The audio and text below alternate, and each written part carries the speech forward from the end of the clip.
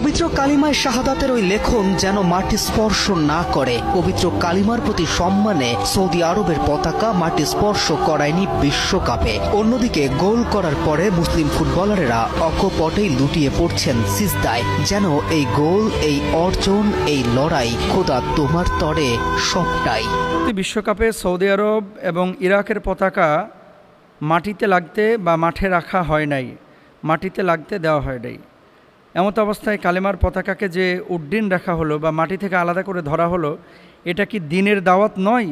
এটা কি ইসলামের দাওয়াত নয়? ভাই, আসলে সৌদি আরবের পতাকা কেন মাটিতে লাগাতে দেওয়া হয় নাই বা লাগায় নাই কেন? পরামর্শক যারা ছিলেন মুসলিম, এরা হয়তো বা বলছেন যে এটা লা ইলাহা ইল্লাল্লাহ লেখা আছে, কালেমা, মুসলমানদের হৃদয়ের সাথে বা আত্মার সাথে জড়িত এই কালেমা। এটা মাটিতে যদি স্পর্শ করানো হয় কালেমার অবমাননা হয়, এই জন্য মাটিতে লাগাতে দেন নাই বা লাগান নাই। এখন এটাকে দ্বীনের দাওয়াত আপনি যদি মনে করেন, এটা আসলে পূর্ণাঙ্গ দাওয়াত বলা যাবে না, কারণ এটা তো ফুটবল মাঠ। তবে হ্যাঁ, একটা মেসেজ বিশ্ববাসীর কাছে গিয়েছে। যেমন সারা ওয়ার্ল্ডের বড় বড় আপনার ইনস্টাগ্রামের পেজগুলো, তারপরে মুসলিম কমিউনিটির যে বড় বড় চ্যানেলগুলো, সবাই কিন্তু মোটামুটি নিউজ করেছেন এই বিষয়টা নিয়ে, যে কালেমার পতাকা এটা মাটিতে রাখা হয় না, এটা উঁচু রাখা হয়েছে। যদি ব্যাপারটা এমনটাই হয়ে থাকে, ইসলামের একটা সুমহান বার্তা, কালেমার মর্যাদা, এটার একটা দাওয়া কিন্তু বিশ্ববাসীর কাছে গিয়েছে, এটার একটা দাওয়া গিয়েছে।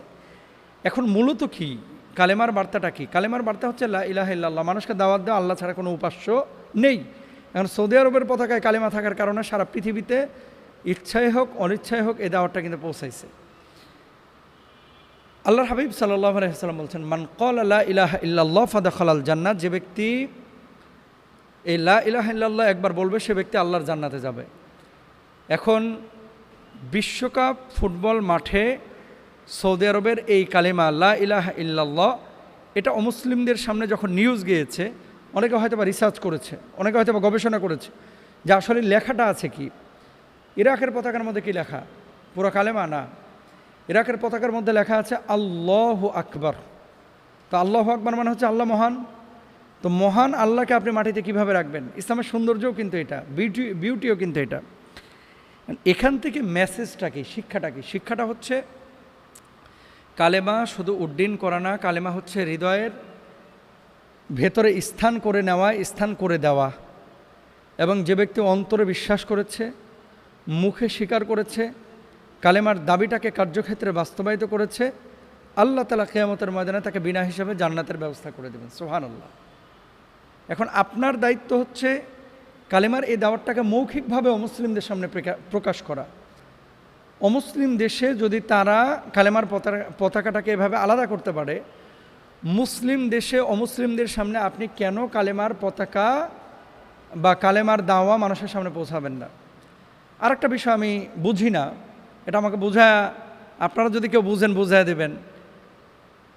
ব্রাজিলের পতাকা উড়ানো হচ্ছে, কোনো ঝামেলা নাই। আর্জেন্টিনার পতাকা ঝামেলা নাই, পর্তুগালের পতাকা ঝামেলা নাই, বাংলাদেশের পতাকা ঝামেলা নাই। কালেমা খচিত কোনো পতাকা উড়াইলে অনেকে জঙ্গি তকমা দেয় এবং এই পতাকা কিন্তু ছিঁড়ে ফেলা হয়, এই পতাকা নামিয়ে ফেলা হয়। অনেকে কিন্তু এগুলো সহ্য করতে পারেন না। তো আল্লাহর কালাম লা ইলাহা ইল্লাল্লাহ বাংলাদেশের বিভিন্ন সরকারি অফিসেও তো লেখা আছে। প্রাইম মিনিস্টারের মাথার উপরে দেখা যায় না অনেক সময়, বড় বড় অফিসে, প্রধানমন্ত্রীর কার্যালয় সহ অন্যান্য বিভিন্ন জায়গায় দেখা যায়। সেখানে কালেমার ভয় নাই, কিন্তু পতাকা উড়াইলে কিন্তু ভয় তৈরি হয়। কেন?